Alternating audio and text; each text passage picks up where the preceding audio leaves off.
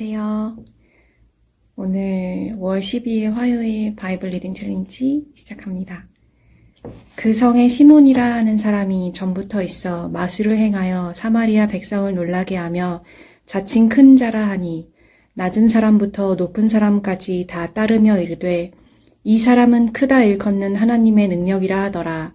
오랫동안 그 마술에 놀랐으므로 그들이 따르더니 빌립이 하나님 나라와 및 예수 그리스도의 이름에 관하여 전도함을 그들이 믿고 남녀가 다 세례를 받으니 시몬도 믿고 세례를 받은 후에 전심으로 빌립을 따라다니며 그 나타나는 표적과 큰 능력을 보고 놀라니라. 예루살렘에 있는 사도들이 사마리아도 하나님의 말씀을 받았다 함을 듣고 베드로와 요한을 보내매 그들이 내려가서 그들을 위하여 성령 받기를 기도하니 이는 아직 한 사람에게도 성령 내리신 일이 없고 오직 주 예수의 이름으로 세례만 받을 뿐이더라. 이에 두 사도가 그들에게 안수함에 성령을 받는지라. 아멘. 다음 바이블 리딩 챌린지 부탁드립니다. 네, 말씀을 읽는 모습이 얼마나 참하고 예쁜지요. 제가 2번 돌려봤습니다. 오늘은 네 번째 질문 살펴보려 합니다. 예수님께서는 승천하시기 전 다음과 같이 명령하셨습니다.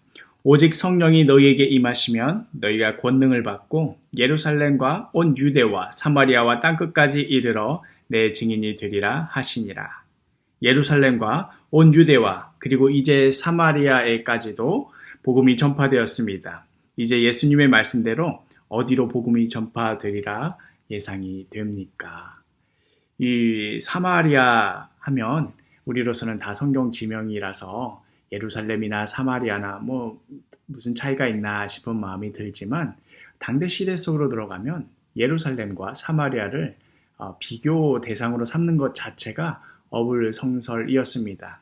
이 유대인들은 사마리아 사람들과 말도 섞지 않는 그들을 철저하게 무시하고 또 그들을 철저히 미워했던 그런 시대의 상황이었습니다. 실제로 이 사복음서를 읽다 보면 당대 사람들이 사마리아인에 대해서 어떻게 여겼나 하는 것들이 드러나 있는데요. 예를 들면 누가복음 9장을 보면 예수님의 제자 야고보와 요한이 이런 부탁을 하는 것도 나옵니다. 예수님, 하늘에서 불을 내려서 저들을 멸하십시오. 얼마나 이 사마리아 사람들과 상종하고 싶지 않았으면, 또 그들에게 받은 상처가 컸으면, 그들을 향한 분노가 컸으면 차라리 불이 내려서 저들을 태워버려 달라고 예수님께 부탁할 정도로요. 또 요한복음 4장을 보면 그 수가성 여인, 우리 우물가의 여인으로 잘 알려져 있지요. 수가성 여인과 예수님이 함께 대화 나누고 있는 장면을 뒤늦게 찾아온 제자들이 보고는 깜짝 놀랐다라는 표현을 쓰고 있지요. 사마리아 사람과 대화를 하다니 이게 어떻게 가능한 일인가? 아무리 예수님이라 하지만 어떻게 저들과 대화를 할 수 있나 하는 정도의 놀라움이 담겨져 있는 거고요. 또 요한복음 8장을 보면 이 예수님을 비방하는 이 바리새인들이 예수님을 향하여서 욕하는 장면 중에 예수님이 귀신이 들렸다 이런 표현도 하지만 또 이런 표현도 있어요. 그는 사마리아인이다 라는.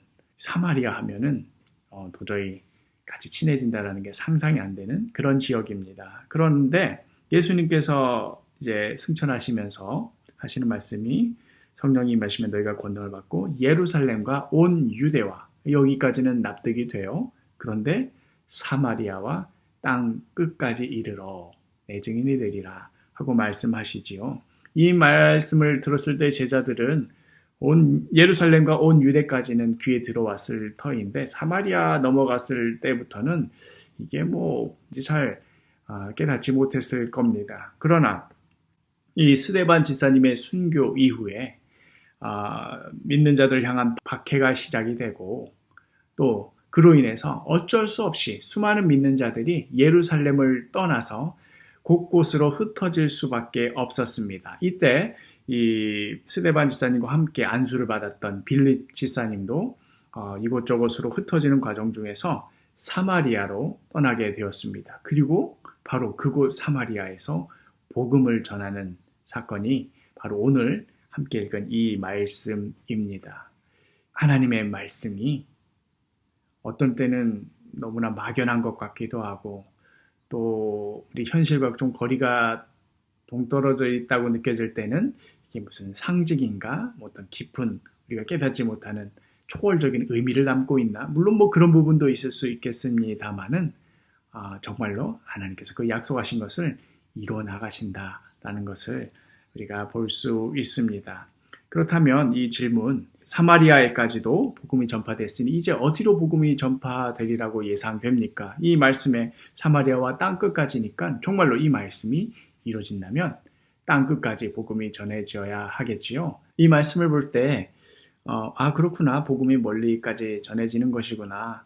전해지면 좋은 거지 뭐 나쁠 건 없잖아 정도의 생각을 할 수도 있는데요.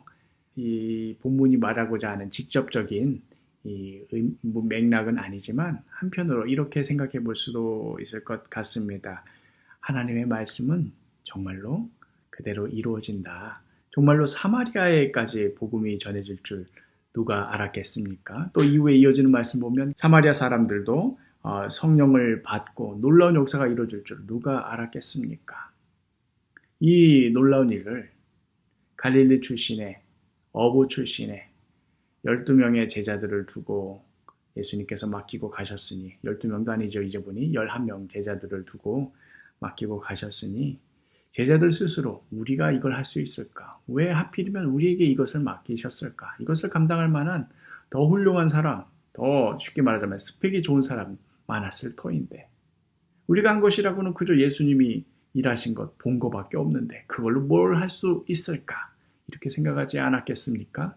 그러나 하나님께서는 바로 그들을 통하여서 일하기를 원하셨고 또 바로 그들을 통하여서 교회를 세우시고 오늘날 우리에게까지도 복음이 전파되었던 것이지요.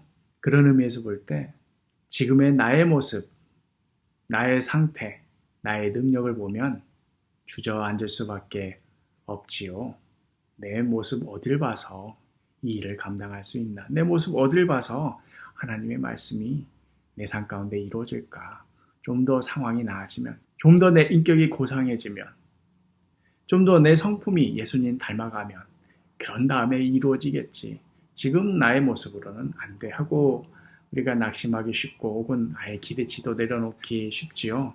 그러나 우리가 하나님의 말씀을 바라볼 때, 우리가 하나님의 약속을 붙들 때 우리는 나아갈 수 있습니다.